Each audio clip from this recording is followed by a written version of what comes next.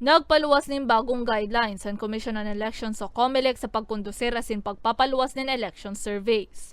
Basado sa COMELEC Resolution number 11117 na opisyal na pigpaluwas kay ning Miyerkules, kinakaipuhan ng magparehistro kan mga survey firms sa Political Finance and Affairs Department o PFAD kan COMELEC antes na magkondusir nin survey.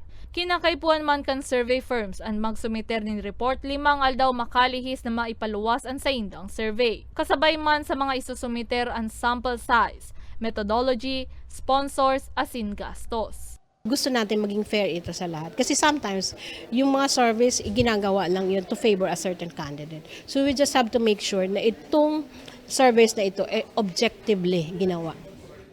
Ang survey firms naman na nakapagpuo na maglakop nin election surveys antes pa man na ipaluwas ang nasabing resolusyon, pigtatawan nin 15 aldaw pon kan na ipaluwas ang resolusyon na makumplehan sa indang registration sa poll body. Anda ipagsunod sa nasabing polisiya ang pagmumultahon. Posible man na suspendero na accreditation asin sa angatan na legal na reklamo huli tapig ko konsiderar ini bilang sarong election offense. We are going to make sure na yun i-implement lahat.